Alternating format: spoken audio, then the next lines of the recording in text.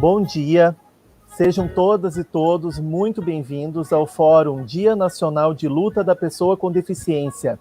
Mais uma live promovida aqui no canal da Escola da Magistratura do Estado de Rondônia, a Emeron. Bom dia, sejam todas e todos muito bem-vindos ao Fórum. Eu só vou pedir para quem está com o áudio aberto do YouTube desligar, porque está voltando o retorno, por gentileza. A Emeron. Sejam todos e todos muito obrigado. Eu vou pedir para aproveite este momento e se inscreva no nosso canal para continuar acompanhando a nossa programação. Eu vou começar fazendo a minha audiodescrição.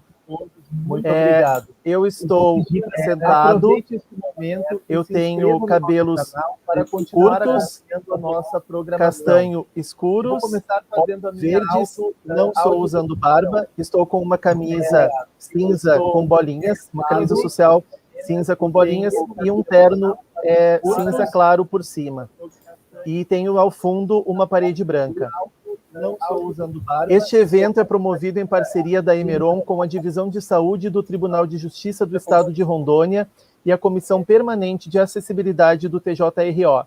E terá certificação de 2 horas aula a todos que se inscreverem pelo link que será disponibilizado em seguida na descrição desta transmissão. Quem estiver acessando pelo celular, é necessário fechar o chat ao vivo para acessar a descrição e o link que será disponibilizado. A ação de hoje integra a campanha Setembro Verde, que dedica o mês de setembro à importância da acessibilidade e inclusão social.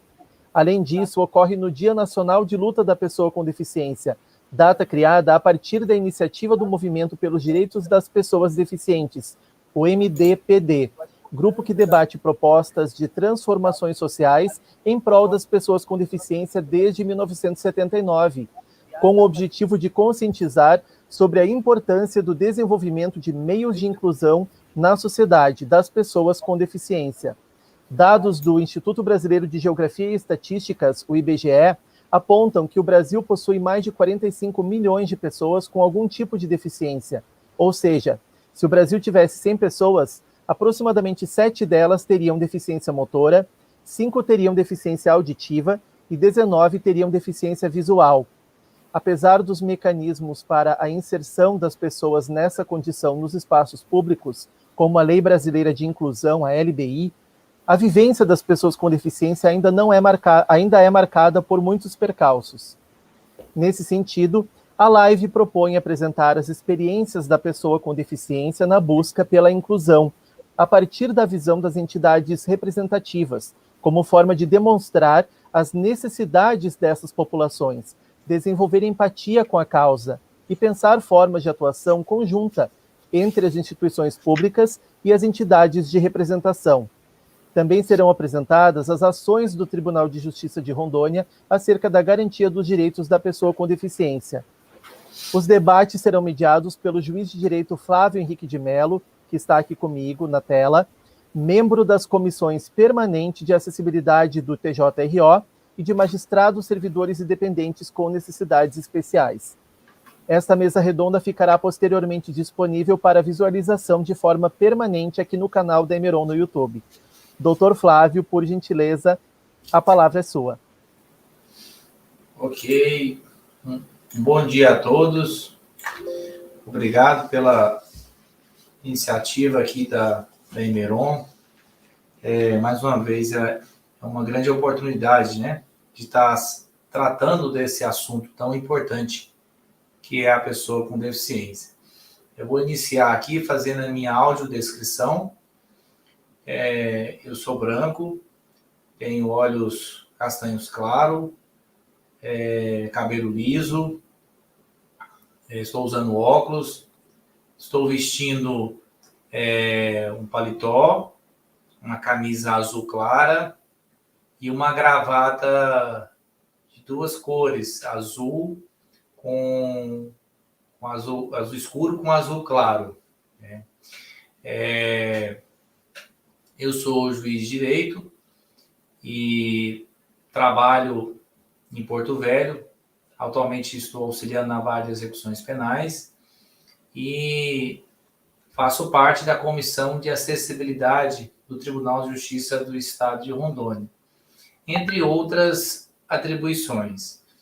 Neste momento, nesse dia, mais especificamente, nós vamos abordar uma live especial, uma live realmente que é diferenciada e se destacará, com certeza, pelo perfil que ela se apresenta. Ao contrário de outras lives em que a gente se avora a convidar autoridades, né, sejam médicos, sejam juízes, sejam advogados, professores, pessoas de renome, de conhecimento da temática da pessoa com deficiência, nós vamos hoje contar com presença de pessoas também especiais e também renomadas, porque sabem como ninguém como é a luta da pessoa com deficiência. E não por isso vamos fazer essa live hoje, né, no dia 21 de setembro de 2021, sendo este dia o Dia Nacional da Luta da Pessoa com Deficiência. Não sei se todos sabem ou já ouviram falar, mas esse dia ele é comemorado desde 1982 e foi instituído somente em 2005 por meio da Lei 11.133 de 2005.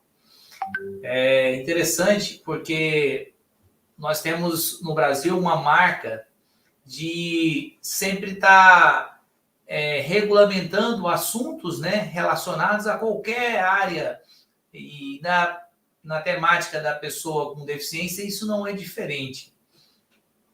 Mas e aí vem aquela pergunta, né? Quando você está falando na luta da pessoa com deficiência, o que isso nos remete, né?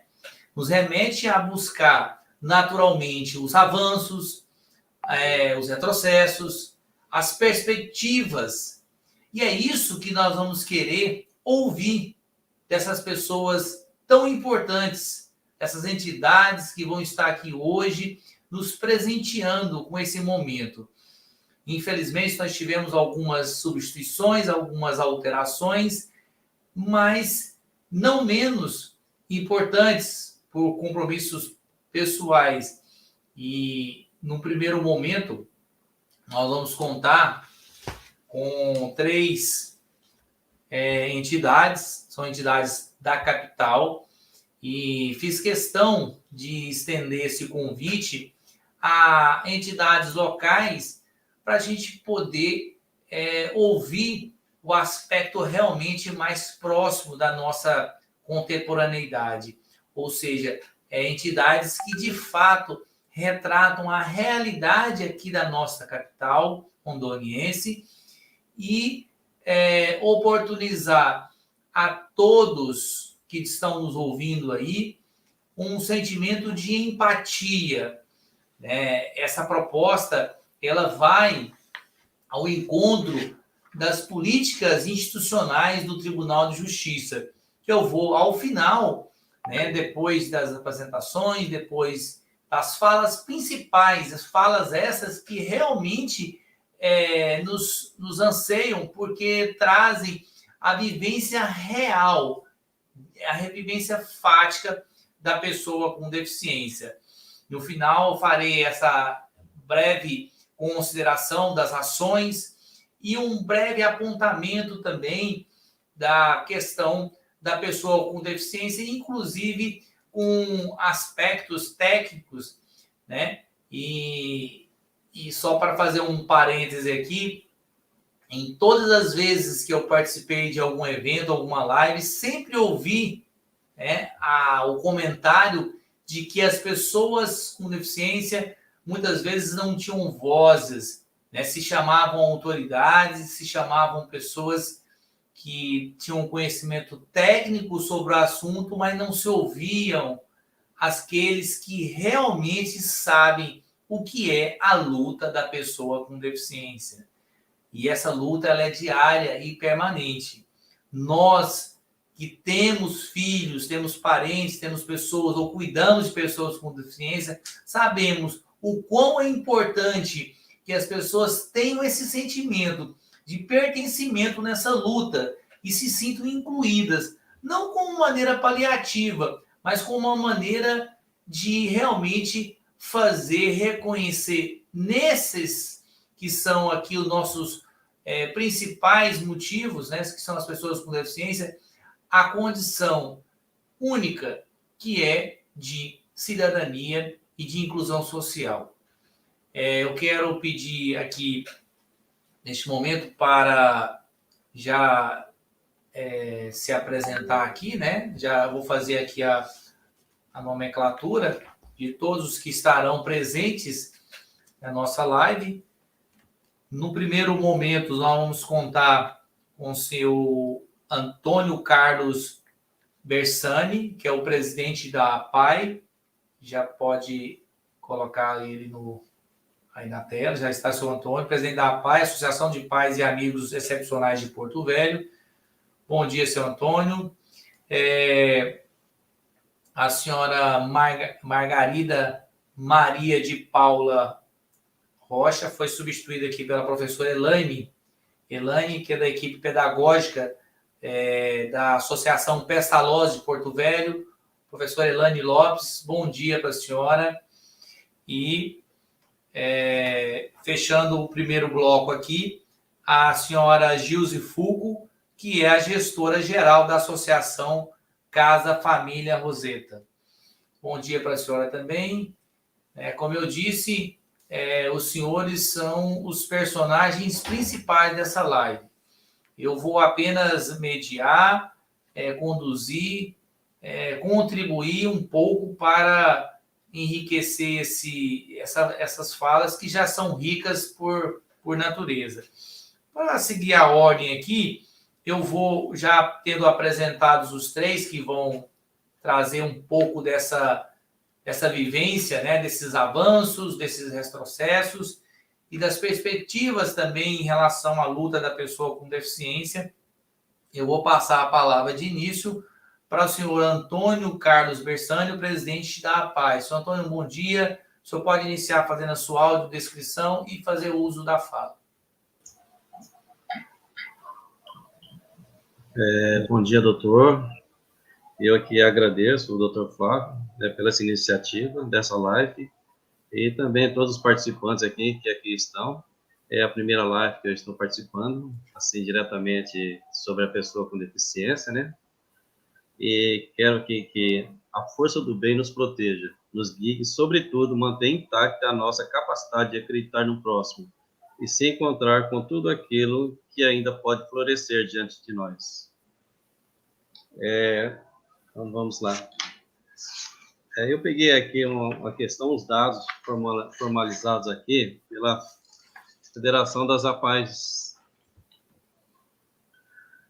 O trabalho desenvolvido pela APAE, nesses quase 70 anos de existência, atualmente, a organização ela tem 1.334 escolas especializadas, atendendo 98.899, ou seja, quase 100 mil estudantes na escola das APAEs, isso no Brasil todo. Ela tem 176 escolas que desenvolvem atividades complementares, beneficiando aproximadamente 5.292 estudantes e 823 centros que realizam serviço de atendimento educacional especializado, aí assistindo num total aí de 22.763 estudantes. E, além disso, a rede que conta com mais de 50 mil voluntários. Falando em voluntários, eu sou voluntário aqui na APAE também, tá? Meu serviço é dedicado quase 24 horas aqui à APAE. Eu tenho uma filha especial, então eu vim para a APAE e aqui estou. Ela já incluiu no mercado de trabalho mais de 16 mil pessoas com deficiência. Tá? Isso aqui é o que eu vou falar a respeito. E eu vou falar sobre a minha audiodescrição, que eu não falei. Aí eu tenho pouco cabelo, sou um calvo, cabelos claros, eu uso óculos de grau, estou vestindo uma camisa de cor azul com bolinhas brancas e no fundo tem uma parede de cor marrom. Então, voltando lá no nosso levantamento que foi feito com as APAES, né, que hoje está em discussão no STF sobre as escolas especializadas e a da dificuldade que as famílias mantêm ao matricular seu filho numa escola regular. E muitas vezes ela não está realmente preparada ou adaptada para receber as pessoas com deficiências. Por isso, há necessidade de ouvir as famílias, né? É só chegar a matricular e deixar lá. Tem que ver a família, a necessidade que se passa. Na fala do Turozzi, que é o presidente da FENAPAES, junto com o STF lá, na presença do ministro Moraes, ele declarou que caso o STF declare a inconstitucionalidade do decreto, e entra na discussão de que as escolas especializadas também não teriam lugar no ordenamento jurídico brasileiro, nós corremos o risco de levar 150 mil pessoas com deficiência à evasão escolar e, consequentemente, que fiquem sem nenhum tipo de atendimento. É uma situação que está no STF, caso julgue inconstitucional o decreto que está sendo analisado, né, se for realmente julgado inconstitucional, 150 mil pessoas, mil crianças terão evasivo de escolas. Na ocasião, a federação apresentou ao ministro Alexandre de Moraes o censo escolar realizado pelo Instituto Nacional de Estudo e Pesquisas Educacionais Anísio Teixeira, INEP, que mostram que 87% das pessoas com deficiência estão matriculadas na rede regular de ensino. E 31% das escolas têm salas de recursos multifuncionais, sendo somente 16% na área rural.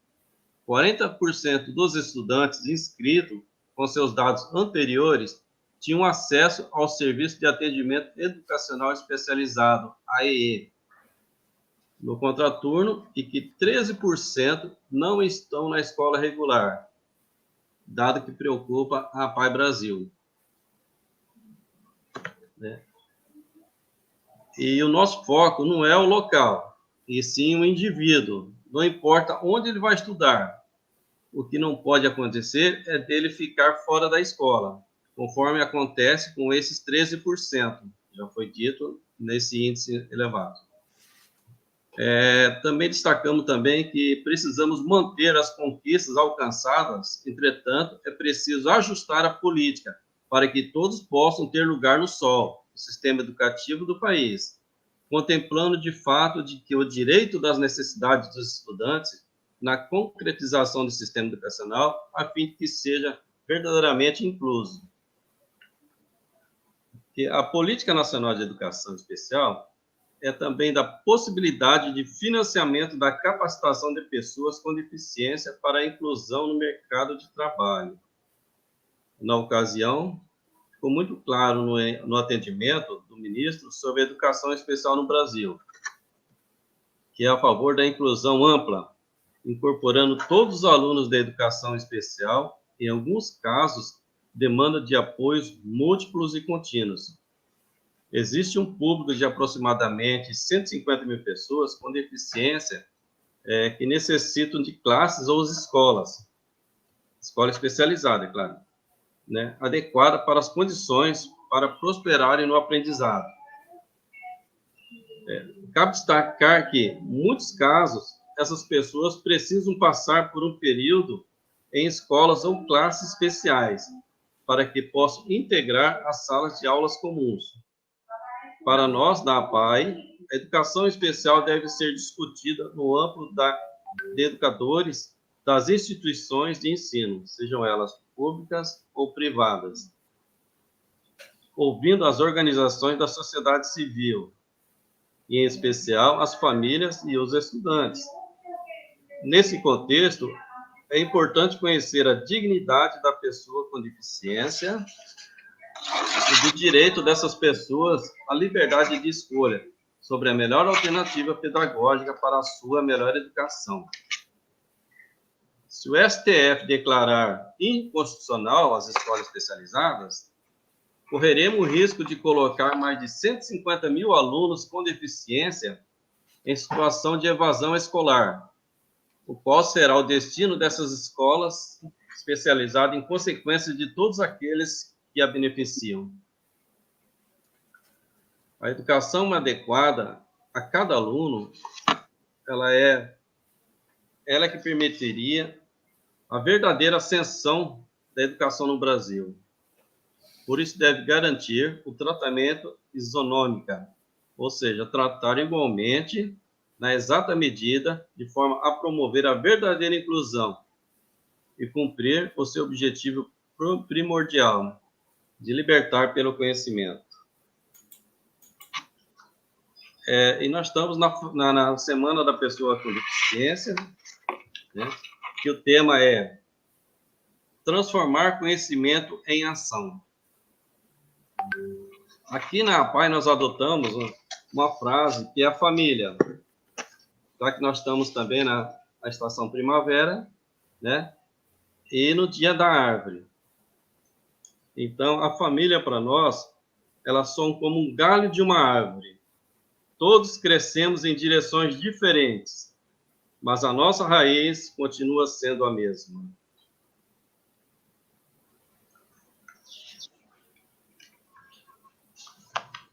Essas foram algumas palavras que eu tirei sobre a APAE, sobre a luta das APAEs, os trabalhos que nós ofertamos, que nós realizamos, né? Hoje, sabemos que muitas crianças aí, quando elas nascem com uma situação não normal, as mães, às vezes, procuram um atendimento numa área particular e realmente ela não consegue pagar, ela vai para um órgão público, não tem. Aqui já apareceu mãe chorando, que a criança está com uma deficiência, ela precisa fazer uma estimulação precoce e não consegue. Então, nós já estamos aqui na APAE, já trabalhando com estimulação precoce, nós estamos com 2 fisioterapeutas fazendo esse atendimento e mais alguns atendimentos de fisioterapia. Nós estamos atendendo aqui um grupo da sociedade e dos nossos alunos também. Só que a procura é muito grande e o campo de trabalho nosso, ele é extenso, mas, ao mesmo tempo, nós não temos como agregar a todos. Nosso trabalho aqui tem que ser feito de coração, de amor mesmo, porque nós somos pais, sou pai de aluno especial, né? Então, esse é o nosso trabalho diário aqui. A nossa intenção é que um dia, não atingir a todos, mas uma boa parte da comunidade, ela seja atendida de uma forma adequada e merecedor. Porque nossos filhos, por ele ser especial, nós temos que ter a inclusão. E essa inclusão numa escola regular, eu acho que ela deveria ficar aberta aos pais das crianças a escolha de uma escola regular ou de uma escola de ensino especial. Sabemos que no ensino especial ela teria muito mais condições de se agregar e poder participar de uma escola convencional, de uma escola regular, né? E eu acho que a escolha caberia, assim, aos pais e não a um decreto governamental, a uma lei exigindo que seja feito a inclusão na escola social, obrigando, mas sim que desse o direito da escolha às famílias. Eu acho que... Não sei se tem alguma pergunta, como é que fica? Sendo o primeiro a fazer a abertura, doutor? Então, eu vou pedir para eles colocarem as perguntas aqui no chat, à medida que forem sendo formuladas, mas eu tenho aqui algumas observações em relação ao que o senhor falou aí, né? À medida que vão falando, eu vou fazer essa mediação, né, para poder pontuar algumas coisas e a gente trazer ali algumas considerações.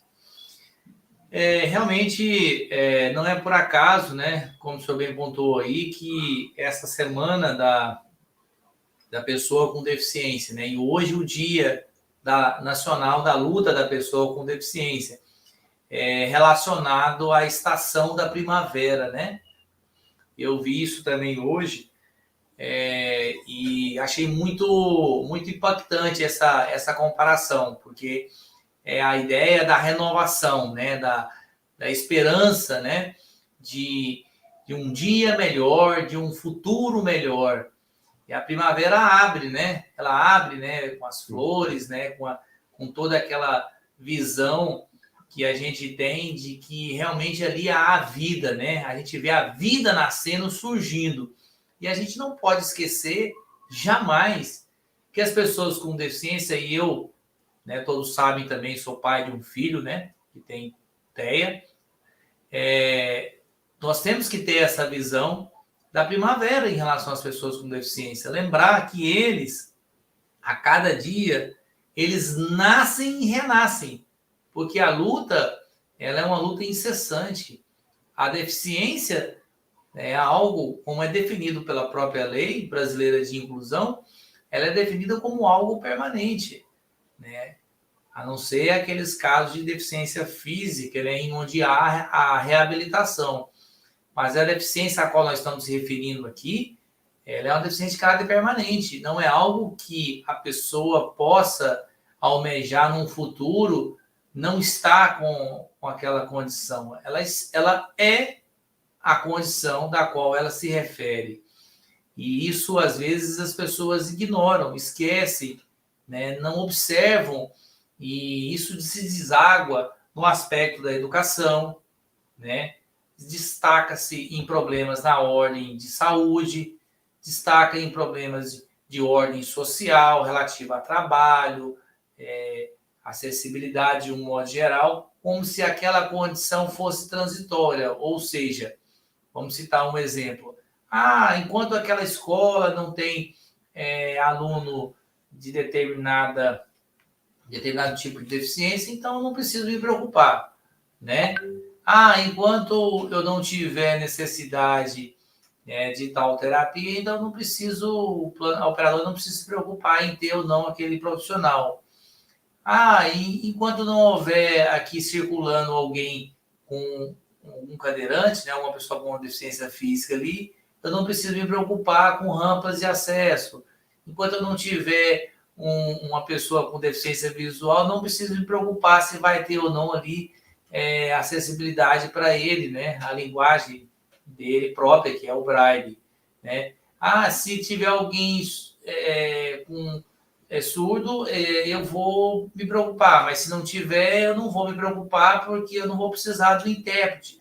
Ora, nós estamos fazendo a live aqui, a Emeron, ela, assim como o Tribunal de Justiça, tem essa preocupação social, né, da qual eu faço parte, e nós lutamos, né, e o tribunal tem dado esse apoio, juntamente com a Escola da Magistratura, né, essa visão realmente da inclusão e da acessibilidade, com ações extremamente práticas, buscando o atendimento inclusivo, ou seja, o público nosso, né, as pessoas que vão buscar o acesso. Então, como que nós poderíamos pensar, por exemplo, uma live sem a presença da intérprete, né? Não, vamos verificar lá, né? Se tiver algum inscrito, né, que seja surdo, aí a gente chama o intérprete, como se a deficiência e a inclusão fosse algo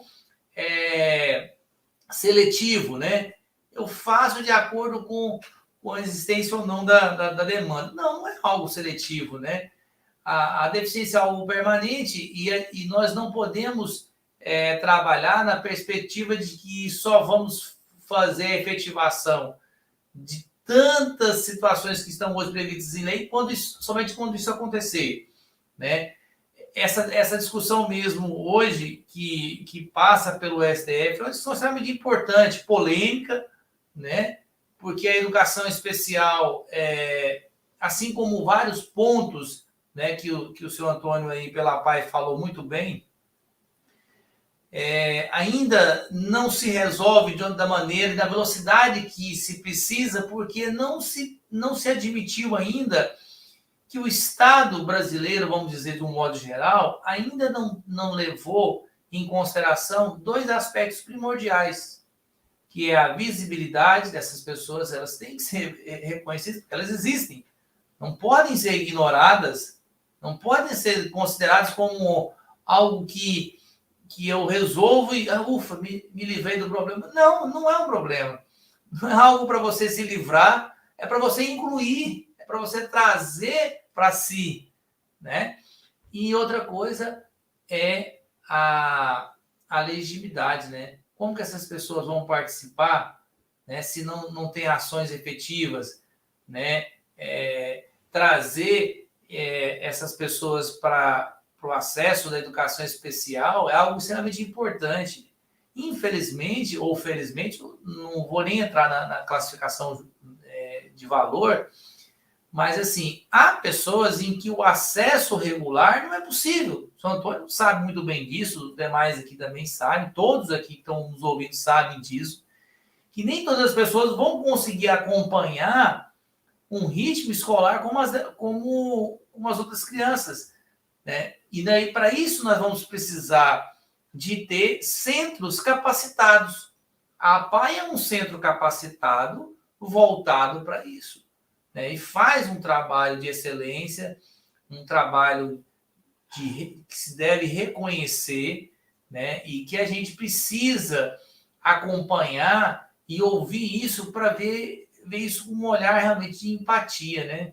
Por isso que a gente não fez questão, como eu disse e repito, de trazer aqui dados de pessoas que vão relatar apenas aspectos técnicos, né, legislativos, né, promessas ou análises de como que anda, né, a educação inclusiva no nosso estado, na nossa capital ou no nosso país. Nós sabemos como anda, né?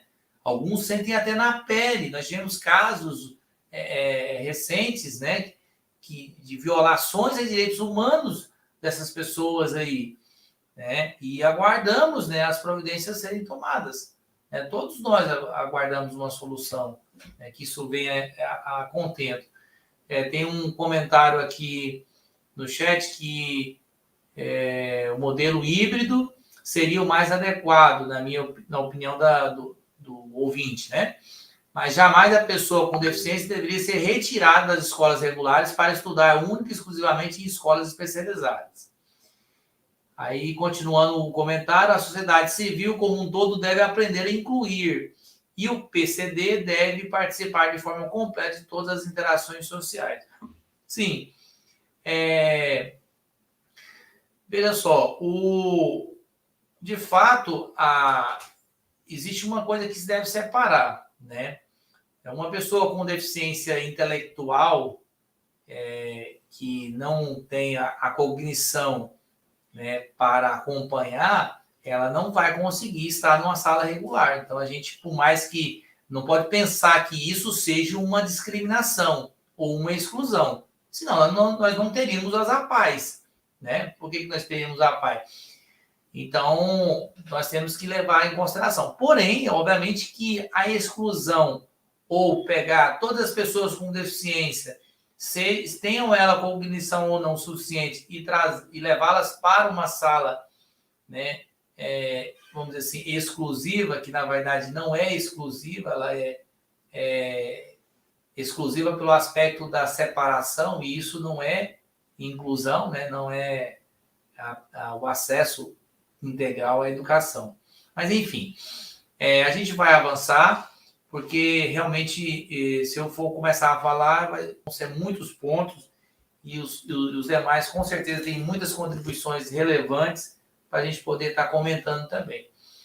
Seguindo a ordem aqui, então, eu vou passar a palavra agora à professora Elaine, que é da equipe pedagógica da Associação Pestalozzi, e aí a senhora já faz a sua audiodescrição e tem o tempo da fala para a senhora poder trazer as suas considerações.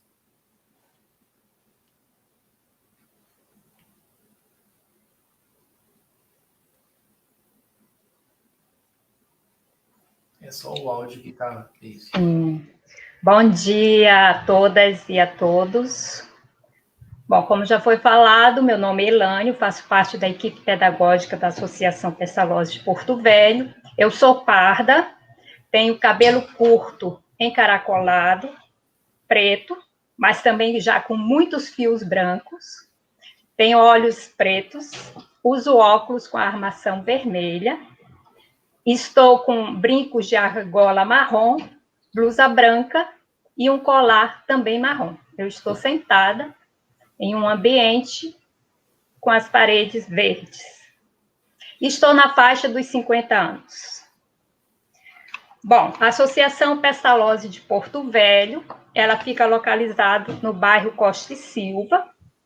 É uma entidade civil filantrópica sem fins econômicos de utilidade pública, municipal, estadual e federal, que tem por fins o estudo, a assistência, o tratamento e a educação de crianças, adolescentes e adultos que necessitam de assistência psicopedagógica, médica, odontológica e de reabilitação. A FENA-Pestalozzi tem como princípio, a FENA-Pestalozzi é a Federação Nacional, ela tem como princípio a participação também em controle social. Ela participa de conselhos nacional, estadual ou municipal, ela acompanha e participa de ações de governo a fim de buscar soluções e manter a garantia de direitos, atuando por políticas públicas da qualidade para toda a sociedade brasileira. A Associação Pestalozzi de Porto Velho é mantenedora da Escola Antônio César de Abreu Teixeira, que atende 147 alunos com deficiência intelectual e múltipla. É uma escola de ensino especial, voltada para a inclusão escolar, social, cultural e no mercado de trabalho familiar. Tem como missão desenvolver o potencial das pessoas através de ações educacionais, sociais e de saúde, contribuindo para o exercício da cidadania. A Pestalozzi em Porto Velho foi fundada no dia 12 de maio de 1978. Então, durante todo esse período, 43 anos, a instituição mantém uma única presidente até os dias atuais, que é a senhora Margarida Maria de Paula Rocha, e tem como atual diretora a professora Janete Alves Araújo. A manutenção das atividades recebe recursos públicos, através de termo de fomento, doação de empresas particulares ou contribuições voluntárias, que são feitas pelos pais e pela sociedade em geral. A associação tem convênio com o Estado e com o município para a cessão de pessoal e parceria com as pessoas jurídicas de direito privado ou de direito público em empresas particulares. Tem na associação 11 salas de aula, que o nosso público-alvo, como já falei, são pessoas com deficiência intelectual e múltipla. Ela trabalha com o objetivo final, digamos assim, seria a colocação de pessoas no mercado de trabalho, pessoas com deficiência no mercado de trabalho. E, de preferência, algum tipo de atividade laborativa, primordialmente competitiva. E durante todo esse tempo, a Pestalozzi já conseguiu inserir no mercado de trabalho dezenas de alunos. Atualmente, nós temos 8 alunos no mercado de trabalho, em empresas particulares e também governamental, no Ministério Público. Nós temos 2 alunos atuando como profissionais no mercado de trabalho.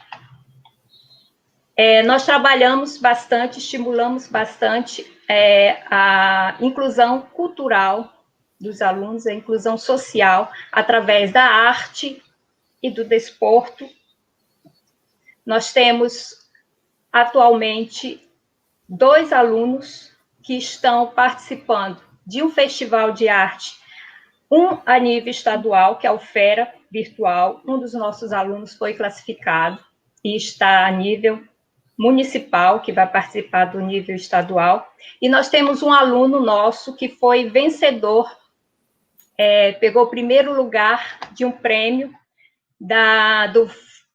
do Denatran, e ele está indo agora, dia 26, para Brasília, vai receber o prêmio juntamente com a sua professora, com a professora Fátima Pérez, e a diretora da escola. Então, os alunos com deficiência, as pessoas com deficiência, quando estimuladas, quando incentivadas, quando trabalhadas, quando oportunizadas, elas apresentam um bom rendimento, um bom desempenho em qualquer área. Assim também nós temos alunos que praticam taekwondo. Na escola nós temos o nosso grupo de taekwondo, que já participaram de vários campeonatos municipais, interescolares e até estaduais. Nós oferecemos na escola atendimento de estimulação precoce a partir de 3 meses de idade até o atendimento para adultos. E atualmente também estamos oferecendo atendimento odontológico para pacientes com algum tipo de deficiência.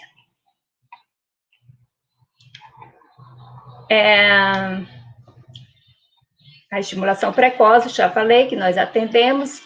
Temos os atendimentos escolares, seriados e não seriados, a depender da necessidade de cada aluno.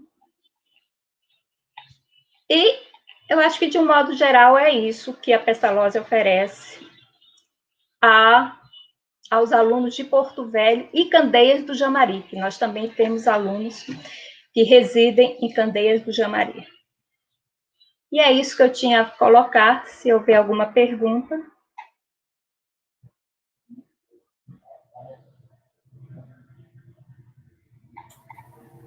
Eu quero só fazer aqui a consideração que é muito importante, né, dessa fala que a professora Elane disse em relação à capacidade, né? Eu venho falando muito sobre esse aspecto, né? Há muito tempo, né, se questionava, e aí depois a Lei Brasileira de Inclusão, ela previu, né, no artigo 6º, que as pessoas com deficiência são capazes. Mas não adianta, muitas vezes, você escrever na lei ou o legislador prever aquilo, porque nem sempre isso se traduz como uma realidade, né? E nós vimos aqui exemplos práticos, né, de pessoas que já estão engajadas, né, e já a segunda entidade falando, né, a PAI falou, a Pestalozzi está falando, de que elas, uma vez devidamente instruídas, né, devidamente preparadas, podem estar no mercado de trabalho, elas podem estar inseridas e desempenhando os seus papéis, sendo reconhecidas pelo mérito das suas capacidades aí. Então, isso é muito importante destacar, muito importante que nós tenhamos essa visão aí, né? Não chegou nenhuma pergunta aqui, mas eu queria fazer essa abordagem, que esse ponto é um ponto extremamente relevante, né, que a gente muitas vezes ignora, né? E acaba, muitas vezes, associando a deficiência à incapacidade, né? Então, ao ponto que nós chegamos, né? O legislador tem que colocar isso dentro da lei para que se reconhecesse essa condição. E, então, realmente, falta uma sensibilidade muito grande ainda das autoridades, né? Das autoridades responsáveis pela devida pasta educacional, né? Em outras áreas também, para que a gente possa realmente ver esse trabalho sendo efetivado aí. Ainda nesse primeiro bloco, eu queria só registrar que nós vamos estar contando com a presença também do Giovanni, tá? Ele pode até já entrar na sala aí, já visualizá-lo. O Giovanni Vasconcelos Souza, que é presidente da Associação dos Surdos de Rondônia. Giovanni, daqui um pouco a gente vai chamá-lo para você dar suas contribuições, que são muito importantes. A gente Fico muito feliz, como eu disse, né, de estar fazendo uma live com aqueles que, de fato, né, estão realmente na linha de frente. Né? Aqui o seu Antônio, a professora Elane, a Gilze, o Giovanni, sabem como ninguém, né? Como estar uns na condição de pessoas com deficiência, outros naqueles que estão lutando, né, vivenciando como pai ou como profissionais, representando essas entidades que fazem um trabalho magnífico. São entidades realmente muito importantes na nossa capital, aqui no nosso estado. Doutor Flávio. Pois não, professor. Posso? Claro. Baseado na sua fala, um ponto que eu esqueci de colocar é que a Pestalozzi, assim como outras instituições, estimula o trabalho, tem o trabalho com autodefensores, que é justamente para que eles falem também, que eles tenham o poder da voz. Não esqueça, nada sobre nós sem nós. Essa frase não deve ser esquecida nunca, quando se trata de pessoas com deficiência, seja para falar, seja para trabalhar em prol. Então, a Pestalozzi também tem esse trabalho com autodefensores. E a Fena Pestalozzi, hoje, ela tem em conselhos nacionais a participação de pessoas com deficiência, de autodefensores. E o trabalho da Fena Pestalozzi é para que, no futuro, esse programa seja conduzido por eles, que não tenha mais a presença de uma outra pessoa, e sim somente de pessoas com deficiência. Ok, muito, muito importante isso que a senhora falou, tá? A gente vai fazer outras considerações mais adiante, mas só para a gente já, como diz aqui, beber dos conhecimentos dos demais também, né? Se aproveitar. Eu falei palavra beber aqui, mas não sei como é que ficou para intérprete aí agora, né? Mas, enfim, no sentido de realmente nós aproveitarmos o momento, né? Então, eu quero convidar agora a Gilze Fulco, que é a gestora geral da Associação Casa Família Roseta, e fazer a sua audiodescrição e suas considerações aí para a gente poder conhecer avanços, retrocessos, perspectivas, enfim, trazer essa empatia para as pessoas aí. Vou estar com a palavra. Ok. Bom dia, doutor Flávio. Agradeço, então, pelo convite, agradeço também ao Tribunal de Justiça pela iniciativa, né, de realmente estar sensibilizando a sociedade sobre esta temática de suma importância para todos nós, né. Eu vou me fazer a autodescrição. Eu estou sentada, tenho cabelos compridos, sou branca, olhos claros também, estou vestindo um vestido preto e branco, e estou com uma parede atrás de cor clara, ok? Como o Dr. Flávio falou, meu nome é Jússi, hoje estou como gestora geral da Casa Família Roseta. É uma entidade que surgiu na Itália, mas que está em Rondônia já há quase 30 anos. Nós também trabalhamos com um público que apresenta deficiências neurológicas, crianças, adolescentes e adultos, com diversos serviços que depois vou eventualmente também apresentar. Eu quero trazer aqui uma reflexão importante para todos nós nesse dia. O Dr. Flávio citou no início que é o dia 21 de setembro, oficialmente foi visibilizado em 2005. É uma história recente, mas também uma história muito antiga de luta, porque desde sempre as pessoas com deficiência têm que lutar para obter espaço e para ser ouvidas e sair da invisibilidade. Portanto, não é uma novidade que o que estamos fazendo hoje, claro que melhorou muita coisa, mas é uma luta antiga, né? E hoje estamos falando com a força de toda essa luta acumulada ao longo desses anos de história. Importante a gente não esquecer também a história, porque nos remete às conquistas e às oportunidades que também foram obtidas ao longo desse tempo, né? Isso é importante porque a gente nos permite reconhecer também avanços, né? Não sair do plano apenas daquilo que falta, mas também de reconhecer aquilo que se conquistou e nos projetar para aquilo que a gente ainda falta conquistar. Por isso que é importante a gente sempre trazer esse tipo de discussões abertas para que possamos sensibilizar a opinião pública, as autoridades e a sociedade como um todo.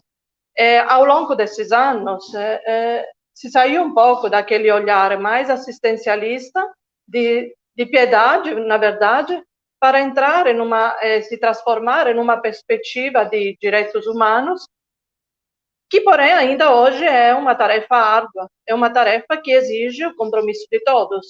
O nosso colega no chat estava falando que também as organizações que aqui atuam têm que atuar em uma lógica de inclusão.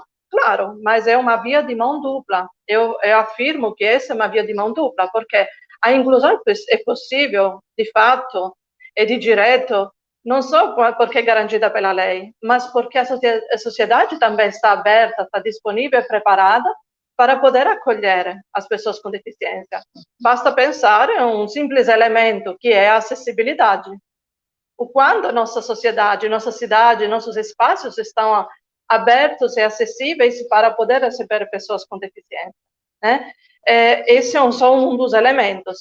E quando a gente pensa na questão da luta da pessoa com deficiência, não podemos esquecer que a lei do Estatuto da Pessoa com Deficiência acabou sendo uma grande conquista que demorou alguns anos, né, para se efetivar, mas que ainda hoje buscou, na verdade, essa lei abranger todas as políticas públicas que são ligadas à pessoa com deficiência, na área da saúde, da educação, da assistência social, do trabalho, da cultura e esporte.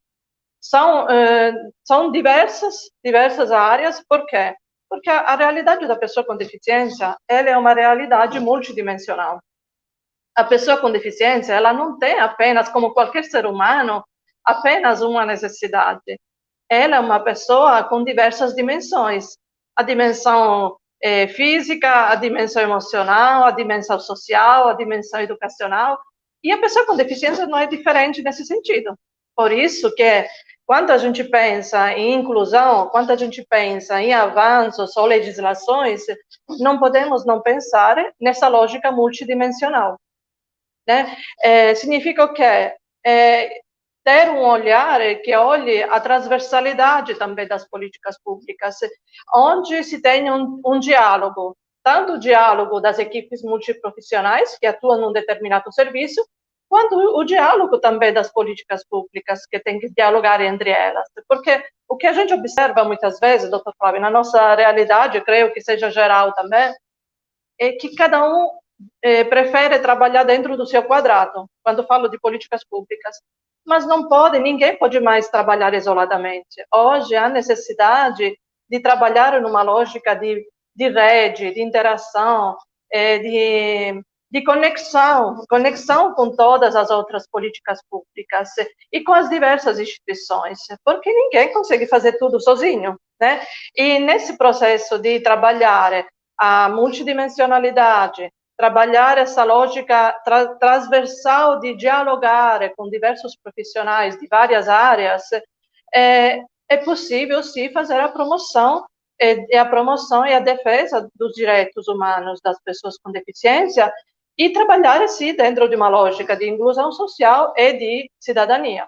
Para isso, é importante não apenas esse olhar, mas é importante também ocupar os espaços. A Casa Família Rosetta, assim como as outras instituições, hoje ocupa também o espaço do Conselho Municipal do Direito da Pessoa com Deficiência, que é um espaço reconhecido oficialmente pela lei de debate, de construção das políticas públicas ligadas às pessoas com deficiência. E claro que temos muita coisa a avançar, né? A gente sabe que ainda necessita, vamos dizer assim, uma maior efetividade dentro daquilo que a lei, por exemplo, o próprio Estatuto da Pessoa com Deficiência preconiza e a nossa realidade. Ainda há um distanciamento nisso muito grande, que não sempre se consegue colmar de uma forma, preencher de uma forma efetiva. Porém, a nossa presença hoje aqui é mais uma parte, vamos dizer assim, desse grande quebra-cabeça, que é a proposta de construir uma sociedade mais inclusiva e mais efetiva. E reconhecendo também que nós, organizações da sociedade civil, que estamos aqui hoje, somos, sim, organizações da sociedade civil, somos entidades privadas, porém, nós realizamos serviços de caráter público.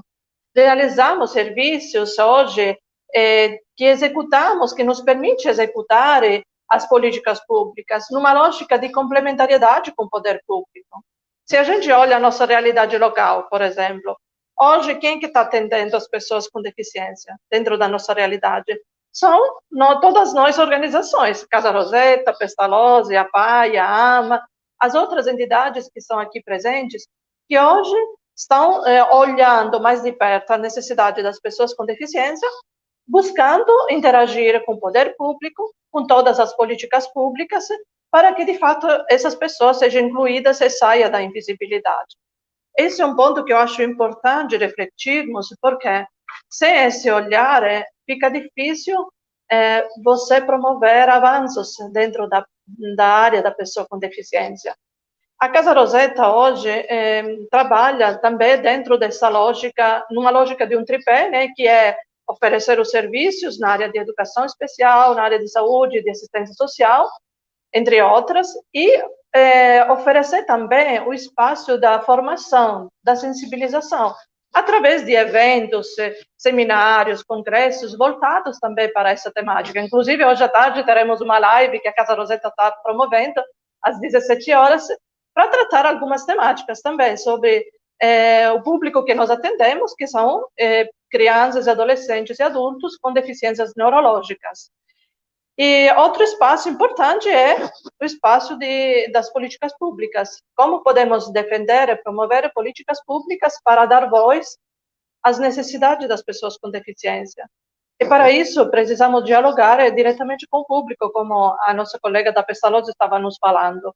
O envolvimento próximo e direto das famílias, do próprio usuário, né, que é a pessoa com deficiência, é imprescindível para realizarmos aquilo que estamos fazendo. Se nós estamos aqui hoje, é porque estamos representando cada um deles, né? Ou porque é pai ou mãe, ou porque é um profissional que aderiu a essa causa por vários motivos, mas todos nós, de uma certa forma, estamos dando essa voz. Estamos buscando sensibilizar para que se olhe as pessoas com deficiência não apenas com aquilo que lhe falte, que é a deficiência, mas com aquilo que eles têm de potencial, né?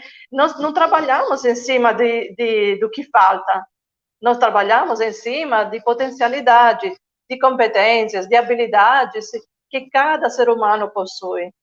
Em cima dessas potencialidades, a nossa instituição constrói uma proposta para obter uma melhor qualidade de vida para essas pessoas e para suas famílias, porque não podemos esquecer também que a família também sofre a exclusão. A família também, muitas vezes, é isolada, né? A família também, muitas vezes, se sente sozinha e lutar para fazer reconhecer os direitos e as necessidades de seus filhos.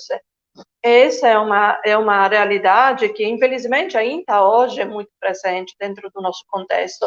Claro que nós avançamos em diversos serviços, obtivemos várias conquistas importantes na área da educação, na área da assistência, na área da saúde, mas ainda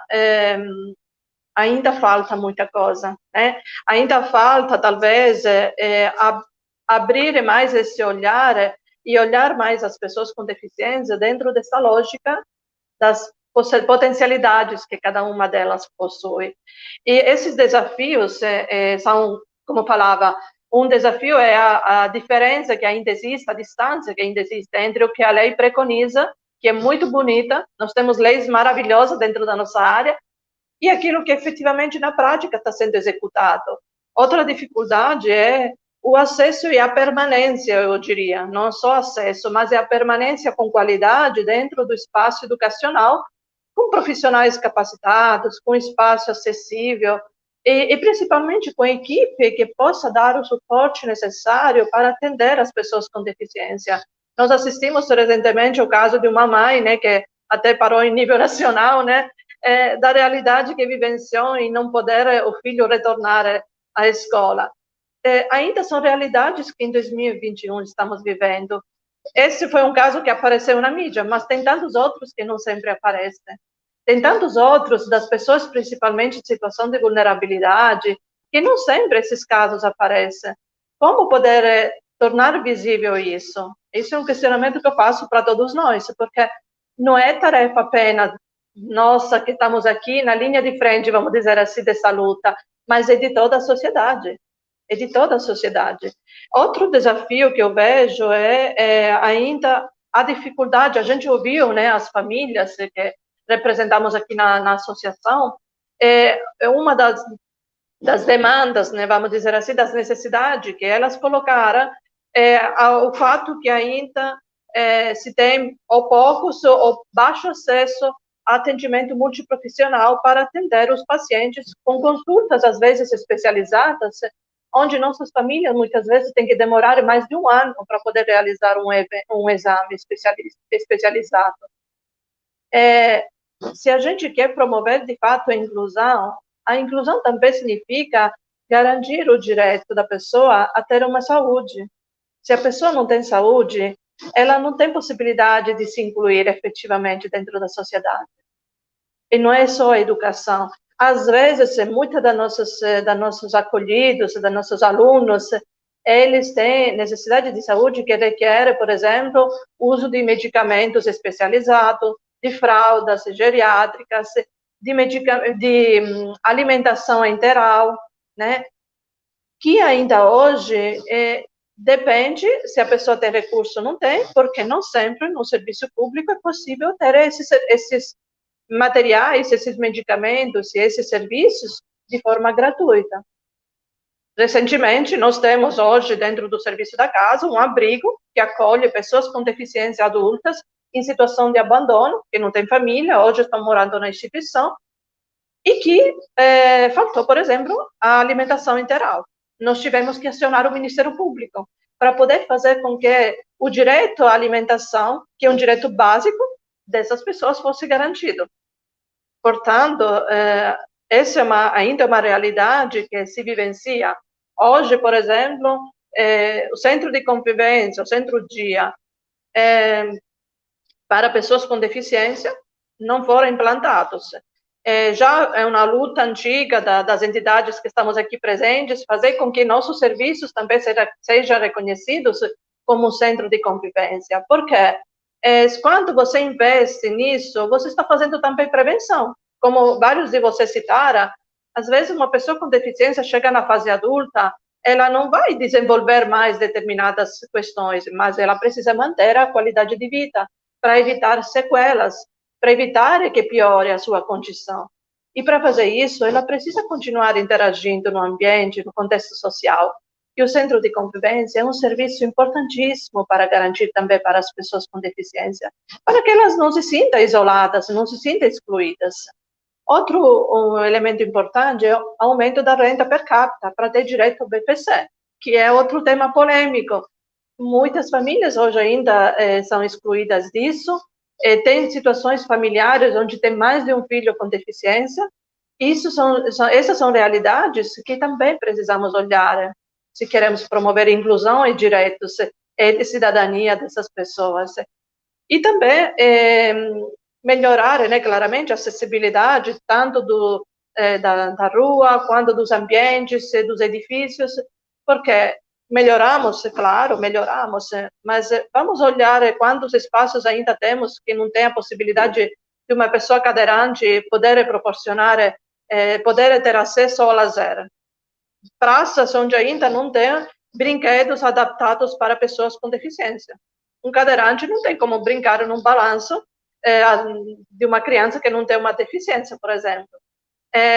Uma rua que ainda não tem asfalto, onde ela pode ir e vir autonomamente, de forma independente. Isso ainda falta. E outra, que eu acho importante também frisar aqui, é a questão do reconhecimento das organizações que estamos dentro do poder público, municipal, estadual ou federal. Por quê?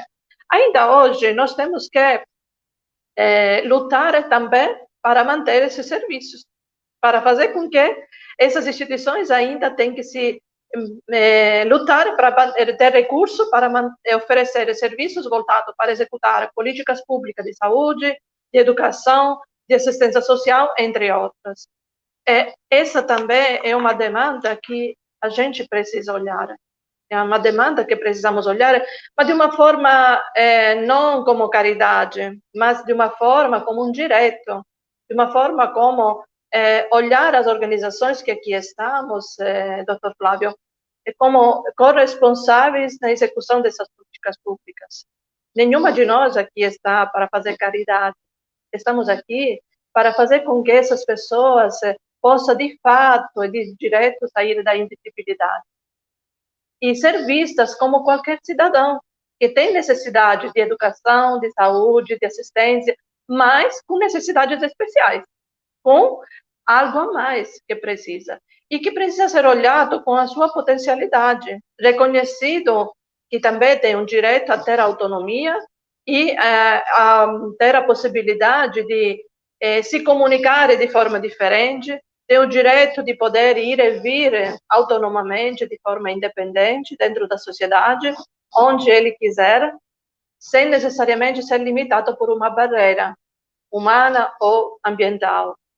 E, por fim, eu fecho destacando assim, uma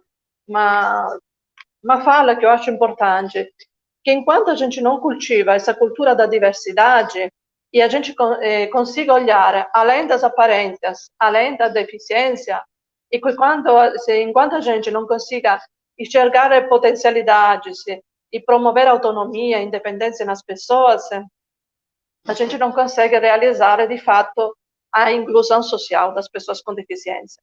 Essa luta que estamos comemorando hoje só será efetiva quando iremos realmente cultivar mais essa cultura da diversidade dentro dos nossos espaços e dentro da nossa sociedade. Isso eu acho que era para poder colocar um pouquinho a nossa contribuição, né? A Casa Rosetta está aqui em Rondônia, já como eu falei, há 30 anos.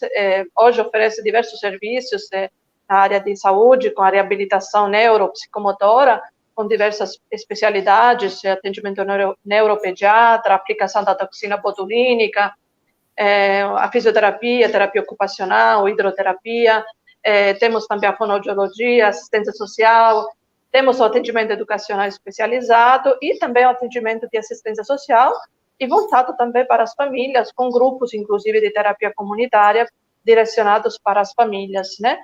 Entre outros serviços que a gente oferece, também promovendo a arte, a inclusão através da arte, né, e da cultura, que também é um espaço importante de inclusão social, né? Em média, a gente chega a realizar mais de 11 mil atendimentos, né? E isso ainda é muito pouco em relação à demanda que realmente existe, né? Podemos atender mais? Podemos. Temos condições de fazê-lo? Temos, mas precisamos de apoio. E precisamos nos unir para juntos trabalharmos essa cultura da diversidade. Muito obrigada a todos.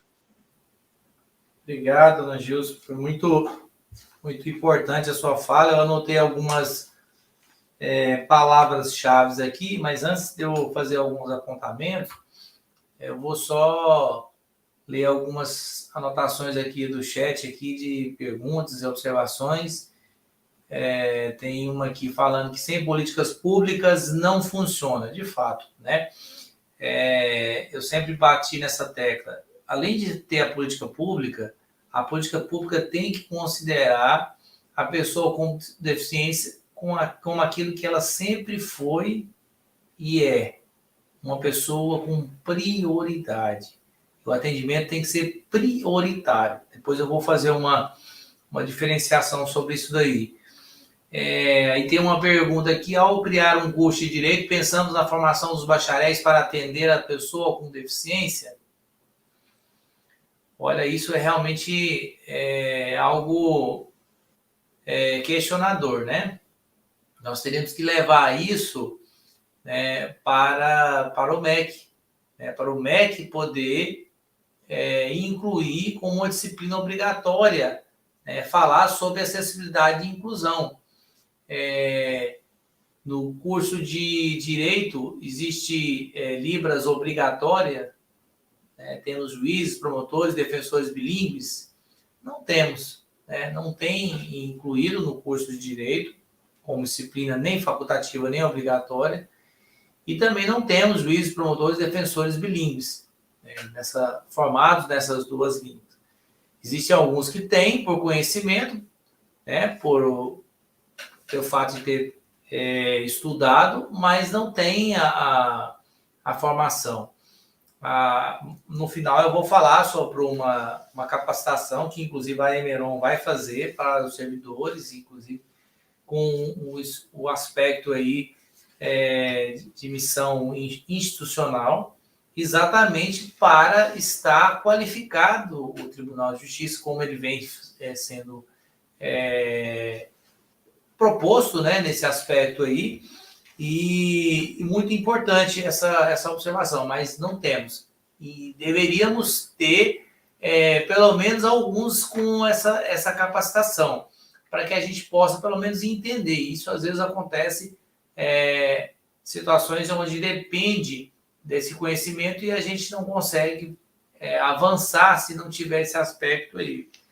E aí tem uma outra observação aqui, falando que essa formação começa na escola, mas tem que seguir nas faculdades também. Outra informação, que a discussão é prioridade pela consciência do ser humano, órgãos públicos e de uma sociedade unida por um único objetivo, defender a luta da pessoa com deficiência. Plenamente de acordo, é isso mesmo, né? Foi isso que os nossos palestrantes agora comentaram, né? Tem também aqui, parabenizando e falando que a visão holística do ser humano é o início de tudo. A família precisa ser amparada, o luto pelo diagnóstico precisa ser falado e discutido. Sim, infelizmente as pessoas, nem sempre as pessoas conseguem passar por esse luto sem algum trauma, mas as pessoas precisam aprender a superar e precisam aprender a avançar e seguir, até porque a condição que elas estão não é uma condição transitória, ela é permanente. Então, a gente precisa pensar com esse foco para a gente ter força para conseguir avançar aí. Tem uma consideração aqui, eu tenho um irmão com deficiência neurológica, ele já é adulto e nunca interferi com meus pais que cuidam dele, mas eu me ressinto muito porque acho que ele poderia ter melhor qualidade de vida. Quem é que poderia comentar um pouquinho sobre essa informação aqui, dos que já falaram aí? Ele tem deficiência neurológica, ele já é adulto, e aí a pessoa se ressente porque nunca interferiu, né? E é uma questão muito delicada, né? Pois não, assim, doutor Flávio, porque a gente tem que considerar que, como falávamos no início também, as famílias também vivem um certo isolamento, muitas vezes. A gente escuta-se diretamente, ainda hoje, de várias famílias que nós atendemos, que quando muitas vezes recebe um diagnóstico que vai ter um filho com deficiência, o impacto é muito grande.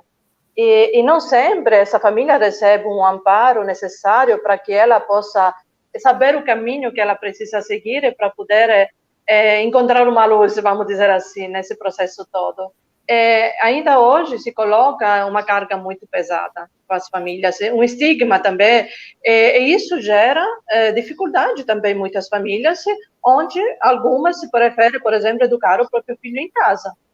Porque ainda se tem a realidade do preconceito, se tem a realidade de alguns estigmas também, né? E da dificuldade de acesso, além de não saber aonde a pessoa tem que ir para poder garantir o acesso aos direitos de seus filhos. Nós ainda hoje, por exemplo, para a senhora ter ideia, nós temos que sensibilizar as famílias, inclusive, sobre os direitos que eles têm, que seus filhos têm. Isso é um processo contínuo, não é algo que se faz uma vez e depois para, né? Entendo que quando se tem uma pessoa com deficiência, em geral, a família toda tá envolvida, afetada, não é só o pai e a mãe, né? Nós hoje vivenciamos uma realidade onde a grande maioria que se faz cargo dessa realidade são as mães, mas também tem vários pais que também atuam. Mas a gente escuta muitas vezes os irmãos, o quanto também, muitas vezes, o fato de ter um irmão com deficiência afetou a vida deles. Afetou no sentido que muitas vezes esse irmão precisava de maiores atenções, né? E muitas vezes ele não foi possível dar a devida atenção para todos eles. Afetou porque não sempre se sabe como lidar adequadamente com determinado tipo de deficiência, ainda mais quando se trata, por exemplo, de deficiências com um comprometimento mais grave, por exemplo. Isso é algo que é real e que a gente precisa olhar, né? A gente precisa, sim, eu penso que essa pessoa que colocou essa colocação, né, se ela quiser depois entrar em contato com nossas instituições, estamos à disposição para tirar outras dúvidas, né, que possa ajudá-la também. Eu fiz umas anotações aqui, só antes eu vou fazer uma leitura aqui de um comentário da Vanessa, de Rolim de Moura, em que ela diz que lá na cidade de Rolim de Moura é obrigatório livros no curso de Direito. Parabéns! É uma informação muito relevante e importante, realmente no aspecto da inclusão aí. Eu anotei as seguintes palavras-chave aqui. Direitos humanos. Realmente nós não estamos tratando com favores, né? Como eu disse, o atendimento é prioritário, com base no artigo 9º da Lei Brasileira de Inclusão, e nós estamos tratando com direitos humanos. Então, o nível da condição é diferente. Não é uma situação simples, típica de direito, mas é direito humano, ou seja, é um direito da própria condição do ser. Se você retira isso, você retira a própria existência da pessoa. Ela não é cidadã no aspecto aí, vamos dizer assim, juridicamente falando, né? Transversalidade. Gostei muito dessa palavra. Realmente nós temos que haver uma intercomunicação, né? Que se fala muito isso no aspecto multidisciplinar, de terapias e tal, mas as instituições também têm que se comunicarem, né? O Estado não pode ser um ponto aqui, um ponto lá, e não está interligado, né? Porque senão realmente não há um funcionamento em prol dessa inclusão, dessa acessibilidade. Complementaridade, né? De fato, as entidades não governamentais fazem um papel relevante e muitas vezes fazem o papel do próprio Estado, suprindo ali obrigações que o Estado deveria fazer. Elas sempre existiram, sempre existem e sempre vão existir. O que o Estado precisa é estar exercitando paralelamente, não tirar as entidades, mas fortalecê-las, fomentá-las, né, e assisti-las naquilo que elas dependerem, demandarem. Potencialidade. As pessoas com deficiência são detetoras de potenciais, de capacidade e aptas a exercer aquilo que elas bem entenderem, o que elas quiserem, desde que devidamente instruídas, de forma precoce, intervenções, né, intervenções adequadas. Para isso, precisa realmente a devida assistência à pessoa com deficiência. E vulnerabilidade é uma palavra que se encaixa à pessoa com deficiência. São pessoas vulneráveis. Pouco importa a condição ou classe social. Até vi um comentário aqui falando sobre a pessoa com deficiência. Pode vir em qualquer família, pode. Você pode vir amanhã ter um filho com deficiência. Você pode amanhã ser uma pessoa com deficiência.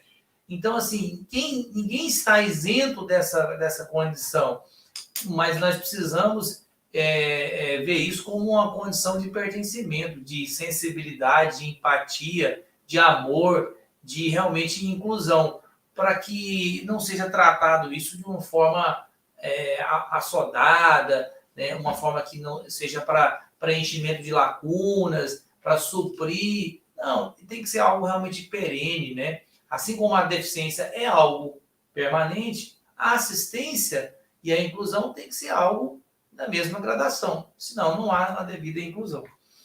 Aí fala outro comentário aqui também falando sobre a aceitação é gradativa, né? Cada família tem um perfil diferente. Exatamente, isso aí é algo muito... Só nós não podemos esquecer de um detalhe, que foi falado aqui, a questão da intervenção, ela não pode ser considerada, isso é uma opinião que eu deixo aqui, dizendo o seguinte, não vamos intervir porque vamos respeitar o tempo daquela pessoa. Não faça isso. Intervenha o mais precoce possível. Você nunca vai perder nada. Pelo contrário, você vai ganhar lá na frente a possibilidade de cada vez mais rápido da autonomia, ainda que não plena, mas relativa à pessoa com deficiência. Então, tem que haver intervenção, tem que agir, não pode deixar que a pessoa vai desenvolver a sua habilidade se você não der assistência a ela. Você tem que assistir para você colher isso aí. As pessoas com deficiência são sujeitos de direitos, não são objetos de direitos. Perfeito. Outra observação aqui, além de requerer o direito, é necessário que façamos a nossa parte como cidadão, respeitando as vagas, nos estabelecimentos públicos, comerciais, com acessibilidade, ações a nosso alcance. Isso aí, eu não vou nem me estender muito, o comentário eu acho que já fala por si só, né? A gente vê tantas barbaridades nos dias atuais aí, e isso as pessoas infelizmente se esquecem, né? Não pensam no próximo. Se colocar no lugar do outro, essa condição, esse exercício se perde com o passar do tempo. Para a gente não se estender muito e não perder a fala importante aí também do Giovanni, que já está aqui conosco há alguns minutos já ouvindo. Então, a gente vai vou fazer a apresentação dele aqui. Giovanni Vasconcelos de Souza, ele é presidente da Associação do Surdos de Rondônia. No caso do Giovanni, nós vamos fazer uma inversão, né? Como o Giovanni ele é surdo, a intérprete vai falar, né? E o Giovanni vai fazer a sua comunicação pela linguagem de sinais. E eu quero agora já passar a palavra para que você faça a sua audiodescrição e, em seguida, inicie a sua fala aí.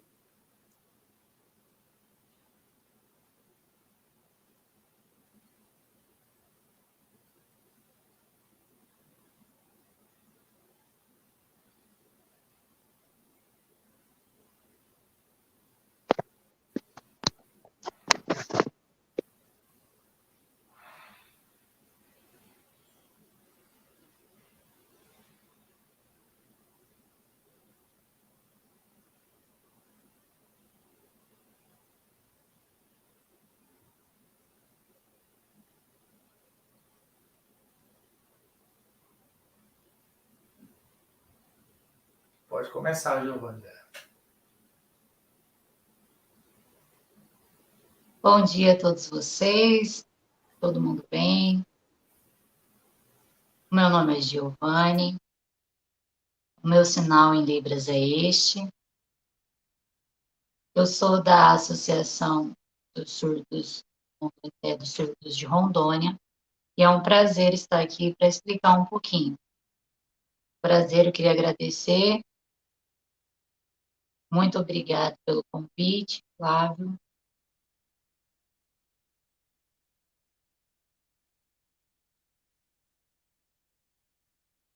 Estou saudando a todos. É um prazer estar presente aqui. Um abraço, Flávio. Muito obrigada pelas explicações até agora. Falar um pouquinho da Associação dos Surdos de Rondônia. Sou presidente atual da associação. E nós temos muitas lutas, tivemos muitas conquistas, mas eu gostaria de falar que ainda faltam. Nós temos muitas dificuldades com a questão da tradução. A questão do intérprete ser voluntário também. Falta ainda muito concurso para ter intérpretes nos locais que nós acessamos, como os hospitais. Faltam instituições. A minha tela está travando. Faltam os intérpretes nas instituições e nós temos muitas dificuldades e limitações na acessibilidade às instituições aqui em Rondônia. Rondônia, de modo geral, está faltando muita acessibilidade. mas porque aqui em Rondônia ainda está faltando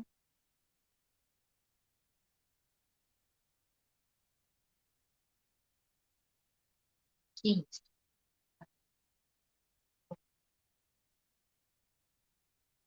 está falando da falta de comunicação com os surdos.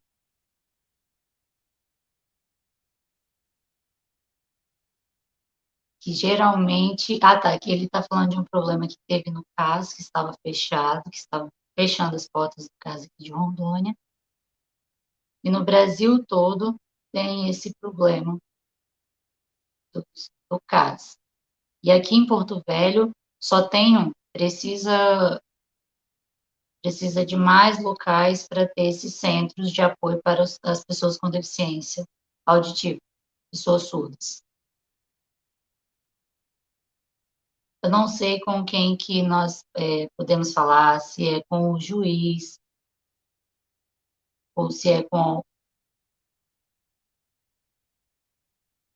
alguma outra instituição, mas nós precisamos de concursos também em outros locais. Na área da pedagogia tem formação, tem várias pessoas que têm formação na área, mas que não estão tendo oportunidade de trabalho porque não está tendo acesso aos concursos.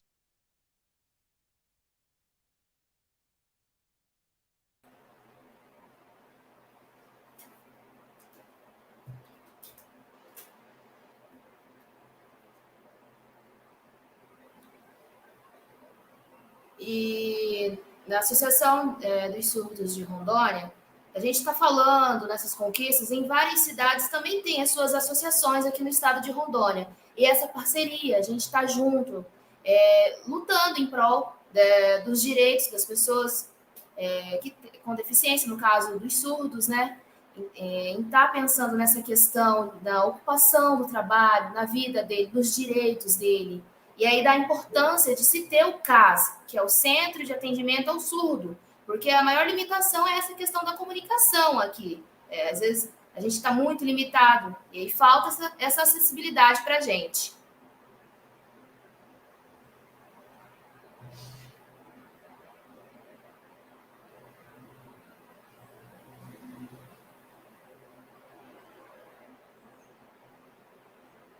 Às vezes as empresas com discriminação, ou também essa dificuldade da comunicação, não aceitam surdos no mercado de trabalho, então essa ocupação no mercado do profissional surdo tem essa dificuldade, né? Às vezes ele não consegue acessar. E aí a importância da Associação dos Surdos de Rondônia, de todas as associações aqui no estado também de Rondônia, em cada cidade, a gente está nessa luta. É muito difícil, é cansativo, a gente sofre muita limitação.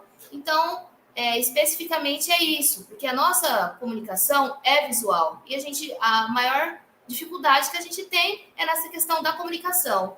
Ok, esse foi minha breve apresentação, né, sobre quais são as dificuldades, e muito obrigada pelo espaço aqui, pela oportunidade.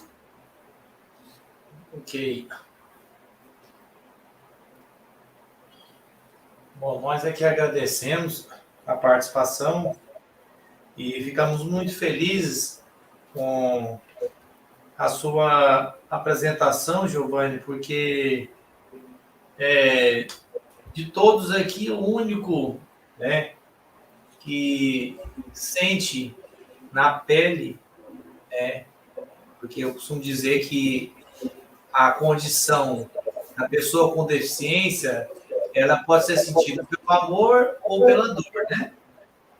Algumas pessoas vai pelo amor, é um espírito tão elevado que ela vai naquela condição. Algumas pessoas vão pela dor, né?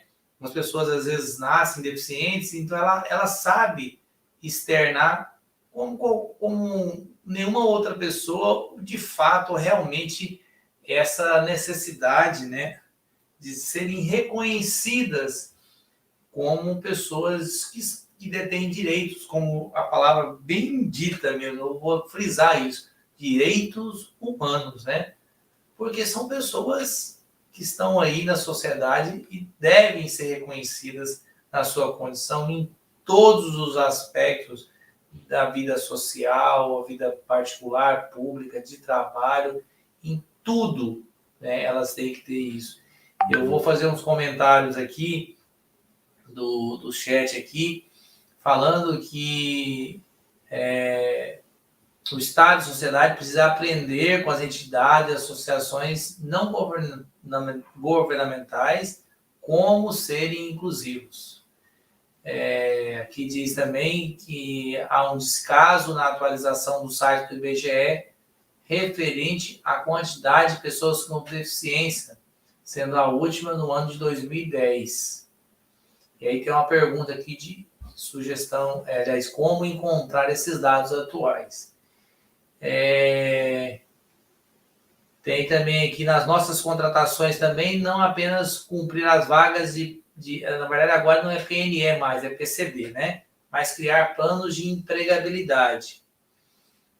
Enfim, essas questões são muito importantes, porque a gente recente realmente de uma atualização, a própria Lei Brasileira de Inclusão, para a gente não ir muito longe, ela traz a obrigatoriedade de ter um cadastro nacional. Nesse cadastro nacional, você teria uma leitura de todos os tipos de pessoas com deficiência e qual é o tipo e a sua localização, abrangência e tudo mais. No entanto, nós sabemos que não há ainda essa Constituição estadual, de forma estadual, local. A gente tem alguns números, mas esses números nem sempre estão atualizados, seja porque alguns não notificam, não respondem, seja porque não existe uma coleta adequada ainda, uma forma de concentração desses dados aí. Então, realmente há uma dificuldade muito grande nesse aspecto aí. Eu gostaria de aproveitar agora, porque nós já estamos caminhando para o nosso final, o nosso tempo realmente voou, né, literalmente, foi muito rápido. Eu acho que é porque foi algo muito prazeroso, né? Costuma dizer o ditado popular, tudo que é bom dura pouco, né? Talvez essa live esteja tão bem empática, né? Que ela passou rápido, né? Ou então eu falei muito também, né? Então, assim, eu queria só levantar algumas observações aqui e depois passar para as considerações finais de cada palestrante. Só registrar algumas ações que são desenvolvidas aqui no âmbito do nosso tribunal, algumas ações que vão estar voltadas internamente, outras, embora internamente, mas tem reflexos externos, porque quando você imagina a qualificação de um servidor, não é para simplesmente a sua autopromoção, né? Mas é também visando o atendimento qualificado, adequado, né? Quando nós recebemos o Giovanni no fórum, nós temos condições de atendê-lo, né? De forma que nós possamos compreender o que ele está querendo, né? Qual o local que ele quer ir, qual a necessidade dele, enfim, né? Fazer algo de uma forma realmente devidamente inclusiva. Nós temos uma resolução que está adequando aí a resolução 401 do CNJ. Ela vai trazer uma estratégia de acessibilidade e inclusão para todo o Poder Judiciário como um todo, né? E é algo que nós chamamos de política de acessibilidade do tribunal. Ela foi regulamentada, essa resolução do CNJ, por meio da resolução 027 de 2017, só que ela está em atualização. Ela está em atualização porque a resolução do CNJ ela é mais contemporânea, então agora nós estamos trabalhando para atualizar no sentido de rever tudo, né? Desde a questão arquitetônica, estacionamentos, rampas, profissionais de intérprete, né? Para o atendimento, para audiências, para todo o Poder Judiciário como um todo, e até mesmo para eventos como esse aqui, que nós contamos hoje com os profissionais de intérprete aí. Nós temos também aprovado também um plano de capacitação para o ano que vem, para atender os servidores. É uma demanda, inclusive, que foi solicitada aqui no chat, que é muito importante isso daqui também. Temos uma resolução que cuida das condições especiais de trabalho, tanto voltada para magistrados, servidores, né, buscando também acolher aqueles que também são deficientes e também aqueles que têm parentes, né, dependentes dessa mesma condição. Temos um convênio também para custeio de intérprete, né, e outros profissionais relacionados às pessoas com deficiência, para aqueles que são beneficiários da justiça gratuita, né? Tem várias ações de sensibilizações online, várias ações de lives, a exemplo como essa aqui também. Foi feito levantamentos, né, sobre o nosso público, né, de magistrados e servidores que têm deficiência ou dependência dessa condição. Né? A acessibilidade dos prédios também já está sendo trabalhado isso para poder corrigir algumas situações que precisam ser ajustadas e estarmos realmente focados na nossa missão institucional enquanto poder de Estado, né?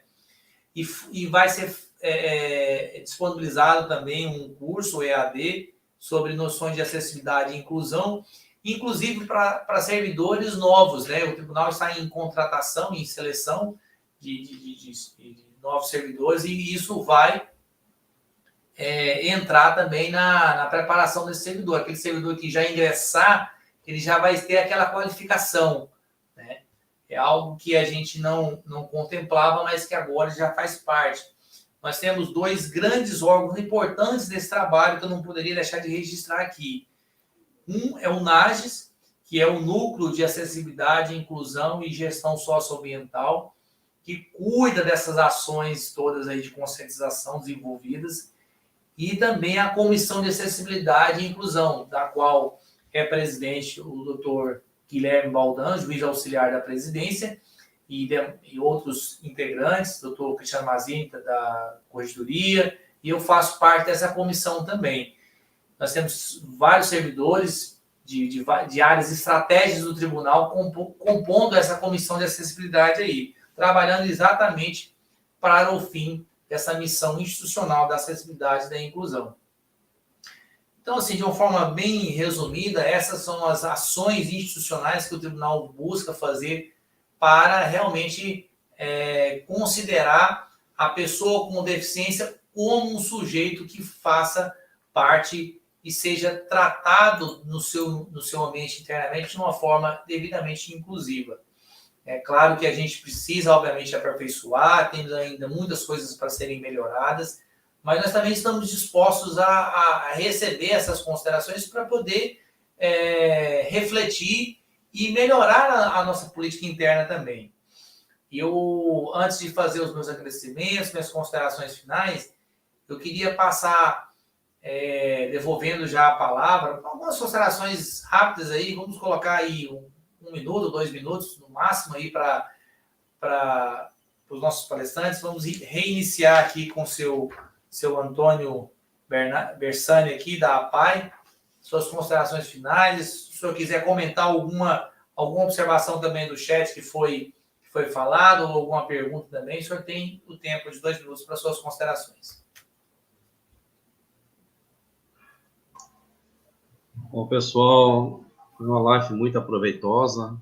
A gente ouve aqui de cada um o que realmente é a realidade hoje, que nós passamos, a convivência, o trabalho que cada entidade desenvolve, todas elas, independente de uma ou a outra, são todas importantes. Nós sabemos que os trabalhos nossos realizados em prol das crianças realmente com deficiência, né? Agradeço aqui ao pessoal da Pestalozzi, a Gilce, Giovanni, a Ana, o juiz Dr. Flávio, por essa iniciativa. Tá? E nós estamos aqui na APAI à disposição para tirar qualquer dúvida ou algum trabalho que seja feito, elaborado, nós estamos à disposição. E, doutor? É só isso mesmo. Eu passo a palavra aí, devolvendo para o senhor. Obrigado. Só agradecer mesmo de coração por estar aqui participando dessa live.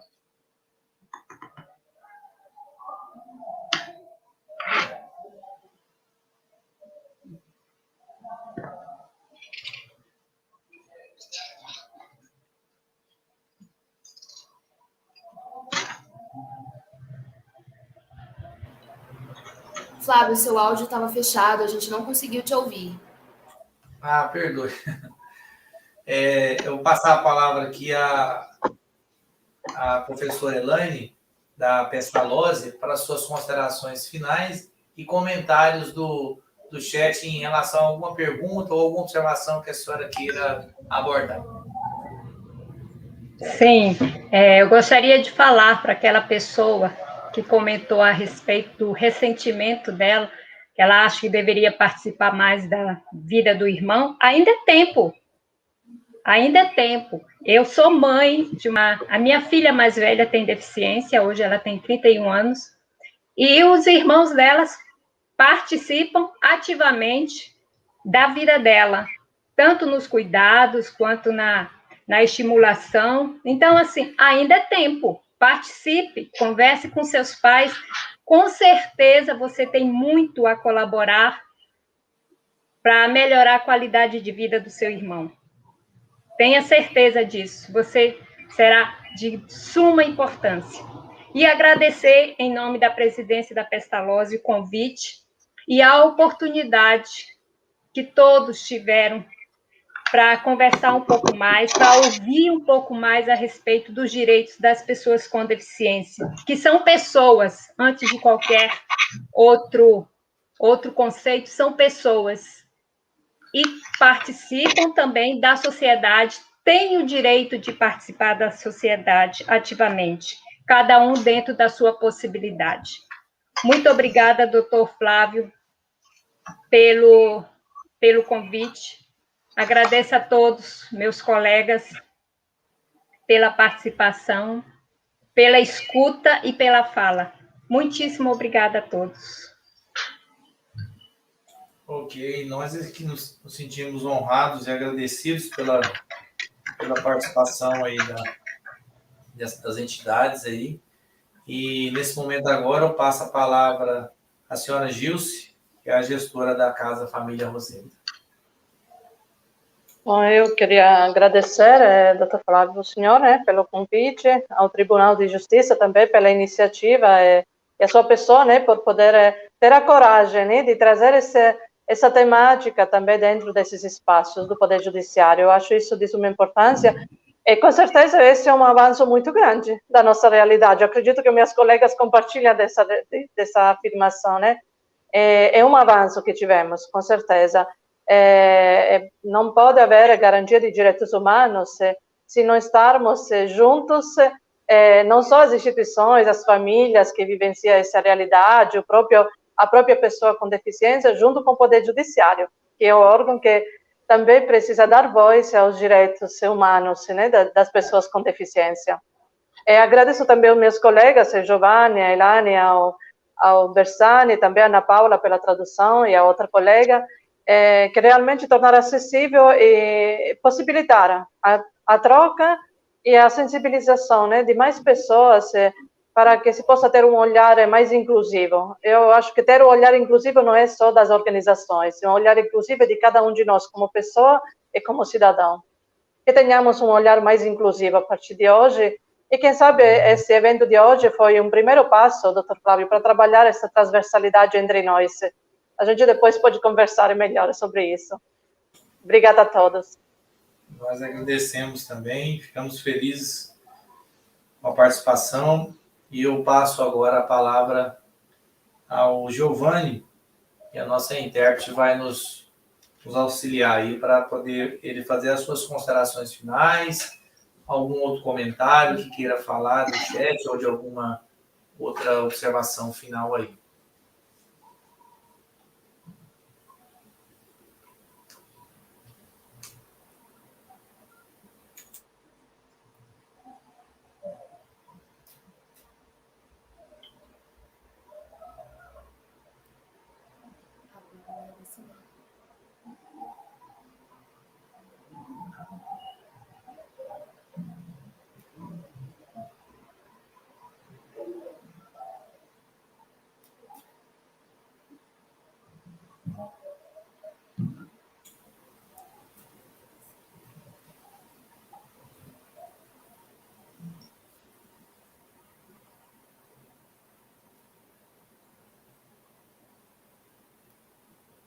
Ok.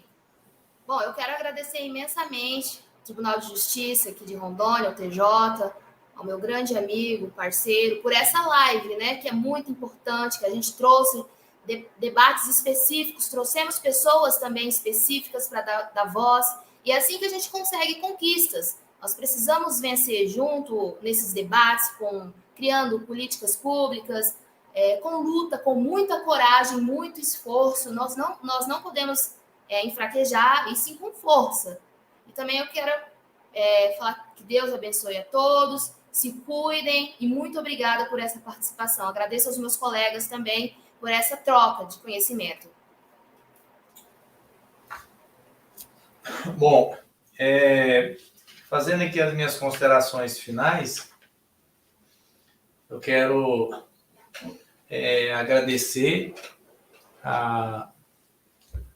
ao Tribunal de Justiça por esta oportunidade aqui, por meio da Escola da Magistratura, uma oportunidade única, dando voz realmente às pessoas com deficiência aqui representadas pelas entidades.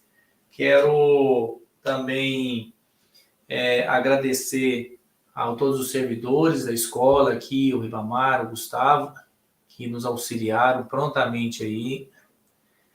Agradecer também a servidora Maiara, do Nages, e ao Alexandre, né, que também está na Comissão de Acessibilidade, foram importantes nesse trabalho aí, nesses contatos, e agradecer aos principais e, se não mais importantes dessa live, que são vocês, né?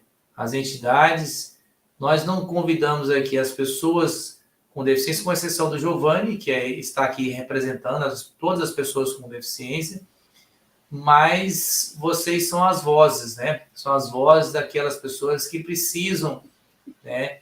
E quero aqui, com certeza, num segundo momento, num segundo evento, fazer uma live com as pessoas com deficiência mesmo, né? Elas diretamente, além do Giovanni, né, e outros aí, estarem falando, né, da sua forma, aquilo que elas precisam, que as pessoas sintam. Muitas vezes elas não vão dizer nada que a gente vai entender, mas a linguagem delas é diferente.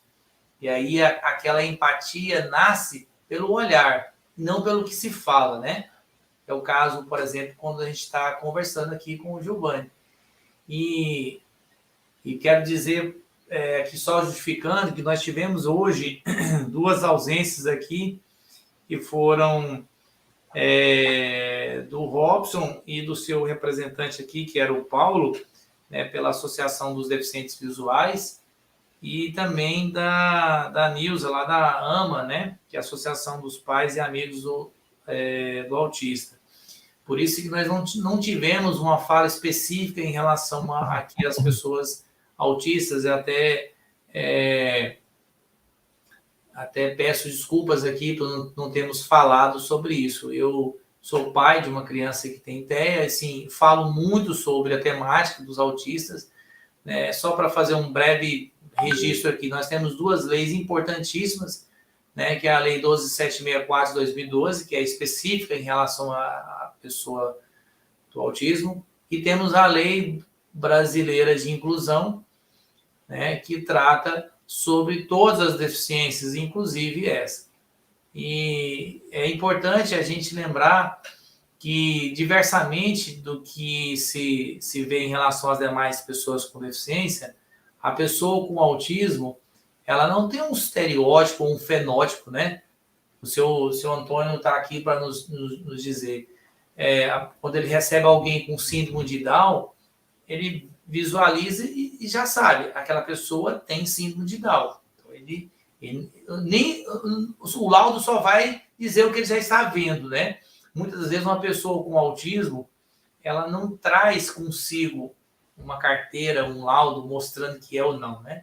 E isso remete a muitos preconceitos, muitos constrangimentos, muitas situações difíceis.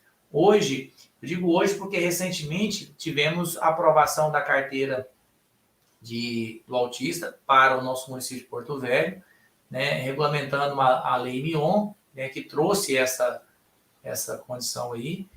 E com a criação dessa carteira, cada um, né, que obviamente optar por obter essa carteira de identificação, não é uma carteira de identidade, né, vai estar, né, possibilitando o exercício da sua condição, um pouco mais de dignidade, um pouco mais de sensibilização, né? Então, essa sensibilização, essa dignidade vão ser importantes nesse momento agora. E agradecer também, não poderia deixar de registrar aqui, as intérpretes aqui, a Paula e a Ana Paula, né? Ficou até combinando aqui as duas intérpretes, que se não fosse vocês, com certeza a nossa live não seria uma live inclusiva, tá? Vocês foram fundamentais e, assim, realmente engrandecem esse evento aqui. A Escola da Magistratura é a segunda live que eu faço com ela, o Gustavo participou da outra também, o Rival, e que nós contamos com intérprete livre. Pelo menos foi aqui que participei. Teve outras, claro, tantas que já houve com intérprete, mas a segunda é que eu faço com intérprete. E desde que eu fiz essa primeira, a Emeron não parou mais de fazer lives com intérprete. Isso demonstra realmente que nós temos essa preocupação. É claro que nós temos muita coisa para fazer, muita coisa para melhorar, mas é preciso a gente começar, né? É preciso a gente começar para adquirir. Eu gostei muito da palavra da dona Gilson, essa transversalidade. Eu fiquei fã dessa palavra aí. É uma palavra assim que traduz tudo, porque assim, a gente precisa ter isso, né? A escola, a magistratura, juntamente com as instituições, né? E aí a gente deixa aqui também convites, né, já para os ouvintes, né, para todos aí, para outros eventos que a escola for desenvolver, a gente poder estar sempre colocando todos à parte das ações inclusivas que a escola for desenvolver. É importante todos também participarem para que estejam devidamente inseridos, né, nesse contexto aí e a gente possa estar fazendo o nosso papel como um papel, como eu disse, né, de atendimento prioritário, né, porque isso não é uma obrigação, não é um favor social que nós estamos fazendo, mas é um dever institucional. E nós procuramos fazê-lo, né, contando aí com essas presenças maravilhosas que nós agradecemos muito mesmo. Ficamos muito felizes com esses agradecimentos, com essas presenças de todos aí, tá bom? Então, eu encerro minhas considerações e deixo aí a palavra para o Gustavo fazer o encerramento final aí e me despeço de todos aí. Obrigado a todos os ouvintes também. Fiquei feliz da participação. Foi muito ativa a participação realmente no chat aí. Obrigado. Muito obrigado, doutor Flávio. Queria agradecer também a presença de todos os palestrantes e destacar em especial o Giovanni, porque realmente nós temos tido já a tradução em Libras como uma prática nas lives da Emeron, mas foi a primeira vez que tivemos um palestrante surdo. Então, eu queria dizer que a gente precisa de pessoas como o Giovanni presentes para falar não só sobre deficiência, sobre qualquer assunto. Então, esse é o caminho, né, da inclusão. Eu só queria deixar um último convite, porque na quinta-feira, agora, dia 23, nós teremos mais uma live referente aí ao Setembro Amarelo, também promovida em parceria com a Divisão de Saúde e Bem-Estar Organizacional do Tribunal. O nome da live é Você Não Está Sozinho, porque o Setembro Amarelo é a campanha, né, brasileira do Centro de Valorização da Vida, do Conselho Federal de Medicina e da Associação Brasileira de Psiquiatria, que visa a prevenção ao suicídio, que é um problema de saúde pública cuja ocorrência tem aumentado entre os jovens, tornando o Brasil um dos países com maior número de suicídios nessa faixa etária. Teremos como debatedores nessa live o coordenador do Serviço de Psiquiatria do Hospital de Base, Ari Pinheiro, psiquiatra especialista em psiquiatria forense e gestalt terapia, Ivo Dicol, a médica assistente do Centro de Atenção Psicossocial Infanto-Juvenil em Madeira Mamoré, Gisele Megali, e o psicólogo do TJRO, Cristiano Correia de Paula. A mediação será realizada pelo psicólogo da Divisão de Saúde, Pedro Martins de Oliveira. Então, dia 23, quinta-feira, 10 horas da manhã, 11 da manhã pelo horário de Brasília, aqui nesse mesmo canal, no YouTube da Emeron. Também ficará disponível posteriormente para visualização de quem não puder ver ao vivo, assim como a live de hoje. O evento também será gratuito, aberto ao público geral, com certificação de 2 horas aula para todas as pessoas que realizarem a inscrição. Fica então o convite para nos encontrarmos de novo na quinta-feira, tá bom? Desejo um ótimo dia a todos e um grande abraço.